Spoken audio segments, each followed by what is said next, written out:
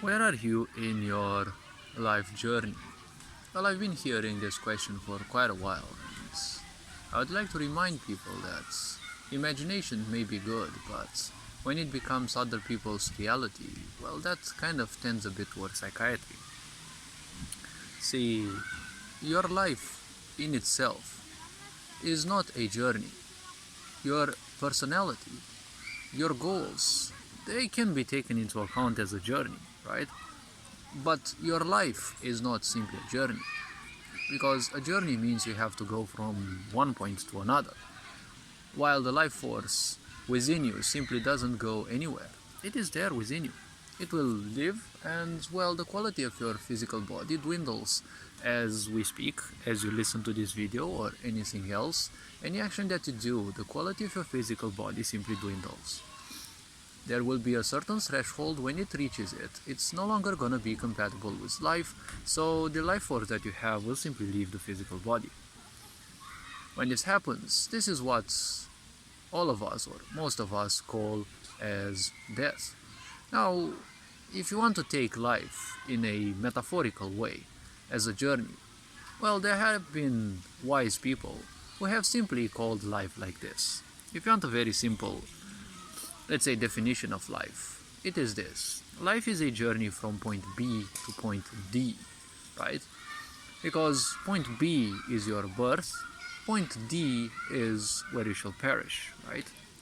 Or death, as you may call it. In between B and D is technically choice, C, right? The letter C, which stands for choice, because your life is all about choices.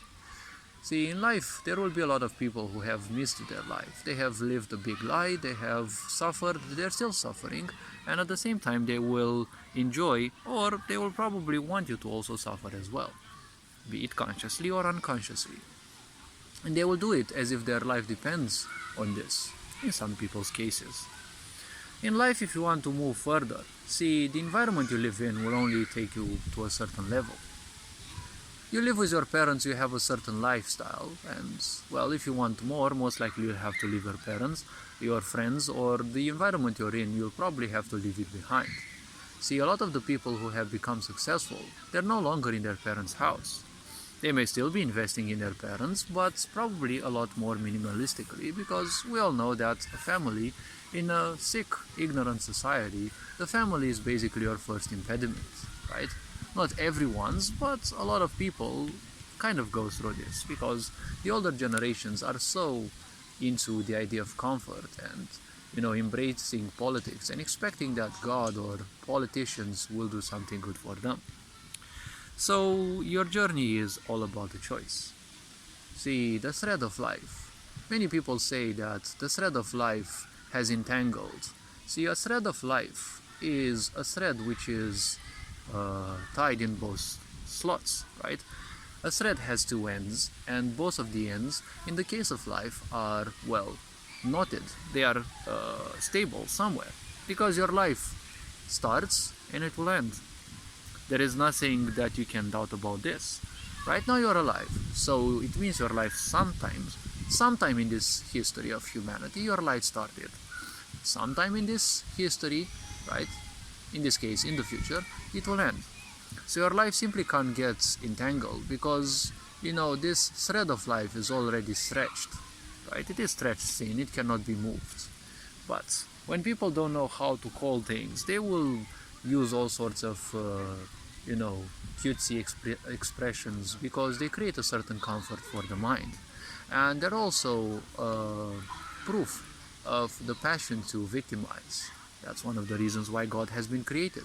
When people find any impossibility, or they think that something is impossible, it is because God willed it, and that's it. They have finished their point, right? They don't need to fight anything. God wills it, and that's it. And they will embrace the comfort of, conformity and, well, living a very simple-minded life. So life is just that, a journey from B to D, from your birth to your death. And C, the letter C, which stands for choice, well, it's that which will define most of what your life will be. You will leave your parents behind, most likely in life, your parents, or you will leap from environment to environment most likely. And what one challenge one has to overpass in life is, well, one has to simply understand that these things have to be done unapologetically. Humans are predators. You have to never forget this. We are not meant for a feminine life like this. Just sit at home, be complacent, don't do anything, enjoy comfort and the such. Well, life has always been paternal. Right now, in order to control people and the masses, life needs to be turned feminine because, well, comfort. We are also creatures of comfort.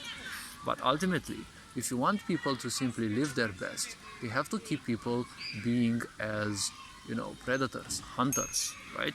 Because each gender, each part of us has their own qualities. If you treat everyone as the same thing, as another brick in the wall, well, you'll only thicken the madness of this sick society. We're already living in a sick society. So the point is, we need to teach people about the sensitivity of life. Because once someone becomes sensitive to life, they will realize that their emotions actually hurt. Their mind actually hurts. Because your mind and your emotion are representatives of a mental and an emotional body. When you overuse your mind, well, you also hurt your mental body. That's why in the worst case scenarios, you also get terrible headaches from overthinking, fear, anxiety, and the such. When you overuse your emotional side, you're making your emotional body sick as well. Now, this is as superficially presented as possible, because there are whole sciences about this. So this being said, hopefully this video raised a bit of awareness. You're appreciated, take care, and, well, enjoy life. Don't let impulses and compulsions control you, and, well, things should be alright. Take care, you're appreciated, Ferenc on board signing out.